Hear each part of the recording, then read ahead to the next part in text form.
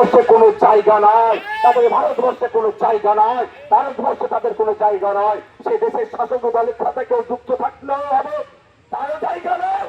আর নওশাদ সিদ্দিকীর যে টাইটেল, নওশাদ সিদ্দিকীর যে ধর্ম, তার সাথেও যদি কারো সম্পর্ক থাকে, তারও জায়গা নয় ভারতবর্ষে। তাড়িয়ে দেওয়া হোক, ফাঁসিতে চড়িয়ে দেওয়া হোক। সহমত তো নাকি? কোনো অসুবিধা হবে নাকি? কোনো অসুবিধার প্রশ্নই আসছে না। কারণ দেশ আমার আগে, দেশের শান্তি আগে, দেশের ঐক্য আগে, দেশের সম্প্রীতি আগে, দেশের অখণ্ডতা আগে। দেশের মধ্যে যে অরাজকতা করছে, সর্বপ্রথম অরাজকতা আমাদেরকে বন্ধ করতে হবে, তারপরে পার্টি। দেশের মধ্যে যদি অরাজকতাই চলে, তাহলে আমি পার্টি করে কি শান্তিতে থাকবো ভাই?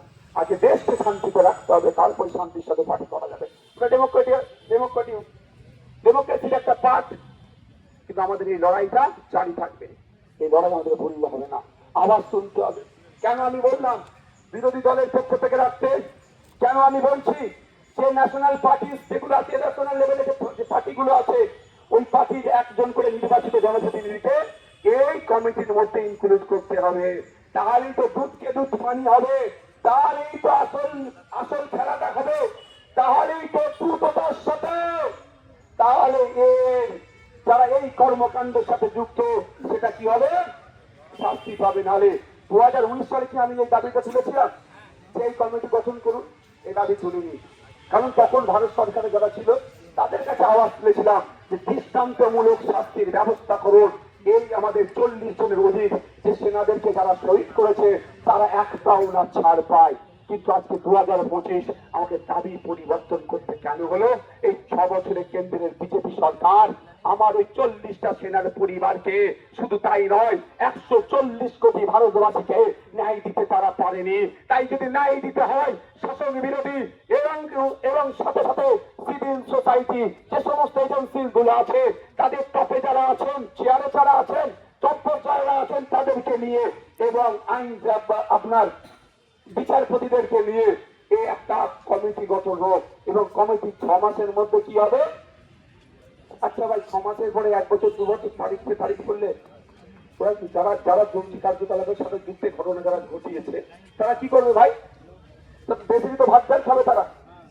তো দেশের ভাত ডালটা কোথা থেকে আসছে? মোদীজি ট্যাক্স চালাচ্ছে নাকি? অমিত শাহ টাকা ছাপিয়ে দিচ্ছে নাকি? তো দিচ্ছে না। আপনার আমার ট্যাক্সের টাকাটাই ওই ডাল ভাত যাই থাকে না কেন, সেটা হচ্ছে ওই টয়লেট ইউজ করবে, ফ্যান গরমকালে জেলের মধ্যে ফ্যান আছে, ফ্যান চালাবে, সবটা আমার আপনার আমার ট্যাক্সের টাকায়। কেন হবে? ও তুমি আমার দেশকে অস্থিরতার দিকে ফেলে দিচ্ছ, আমাদের দেশকে তুমি বিশ্বের দরবারে অপমান করছো, আমার দেশের নাগরিককে তুমি খুন করছো, আমার দেশের নাগরিককে তুমি আতঙ্কিত করছো। তোমাকে আমি আবার ভালোবেসে ভাত ডাল খাওয়াবো? ও নয়, খাওয়ার দরকার নেই। তোমাকে আমি কি করবো? ফাঁসিতে চড়াবো। কোথায়? ইন্ডিয়া গেটে। কারণ ইন্ডিয়া গেটটা কেন বলছি, তার মধ্যে একটা লজিক আছে। আমার এই লজিকটা এটাই যে আমার যেটা আমি মাথায় এসেছে, ইন্ডিয়া গেটের সামনে দেখবেন, ইন্ডিয়া গেটে প্রায় 90,000 শহীদদের নাম লেখা আছে, যারা ব্রিটিশদের বিরুদ্ধে লড়াই করতে গিয়ে নিজের জীবনটা উৎসর্গ করেছিল, যারা ব্রিটিশদের এই বর্বরতার বিরুদ্ধে, ব্রিটিশদের এই সন্ত্রাসের বিরুদ্ধে, ব্রিটিশদের এই অত্যাচারের বিরুদ্ধে দেশকে স্বাধীন করার জন্য শহীদ হয়ে গেছিল। তাদের আত্মত্যাগের জন্য, তাদের আত্মবলিদানের জন্য স্বাধীন দেশ পেলাম, সংবিধান পেলাম।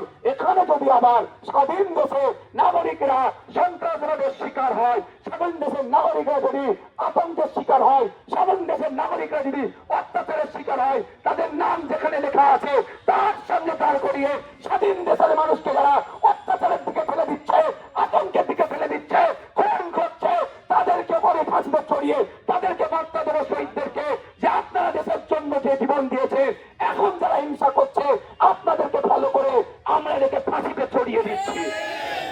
তার অসুবিধা হবে নাকি? কারো রাগ হবে নাকি?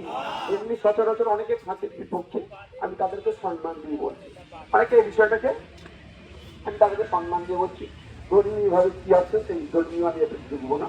আমি একটা কথাই বলবো যে যদি দৃষ্টান্ত না তৈরি করা যায়, তবে দৃষ্টান্ত কাদেরকে দিয়ে তৈরি করতে হবে? যারা সরাসরি যুক্ত আর তাদেরকে যারা সহযোগিতা করেছে। এই দুই প্রত্যক্ষ পরোক্ষ দিল্লি এই কাণ্ডে পরিচিত হামলাতে যারা প্রত্যক্ষ পরোক্ষ ভাবে জন্ম, তাদের 2 রকম লোকই ধরতে হবে। না হলে গোড়া থেকে নির্মূল করা যাবে না। আর আমরা কি চাই? সন্ত্রাসবাদ নির্মূল গোড়া থেকে হোক, গোড়া থেকে নির্মূল হোক। নাহলে যদি শুধু ডাল ছেটে দেন, ওই আকালকে ডাল আবার বাড়বে। আর যদি গোড়া থেকে নির্মূল করা হয়, এখানে আর হিংসা হবে না। আচ্ছা, আমরা সবাই তো যাই সন্ত্রাস মুক্ত আমাদের দেশ হোক, হিংসা মুক্ত আমাদের দেশ হোক, জঙ্গি কার্যকলাপ মুক্ত আমাদের দেশ হোক।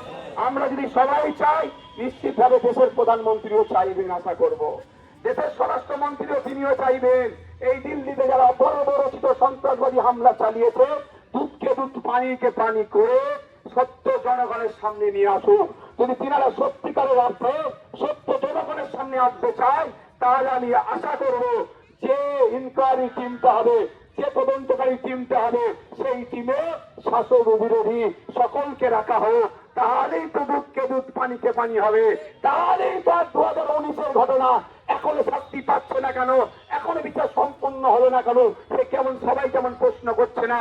যখন 6 মাসের মধ্যে ডেডলাইন দিয়ে এই বিরোধী শাসক, এদিকে বিচারপতি, সিভিল সোসাইটি থেকে এবং একদিক থেকে এজেন্সি যারা আছে, শিপে যারা আছে ন্যাশনাল লেভেলে, তাদেরকে যখন ইনক্লুড করবে, তখন কি হবে? তাদের উপরে সারা ভারতবর্ষের মানুষের নজর থাকবে। 140 কোটি মানুষ তখন কি করবে?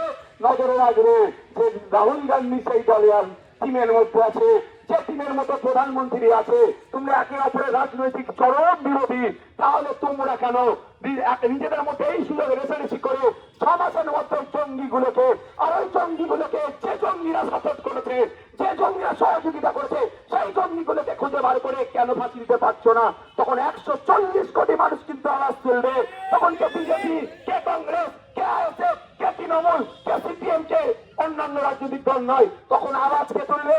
দেশ আওয়াজ তুলবে, দেশের জনগণ আওয়াজ তুলবে।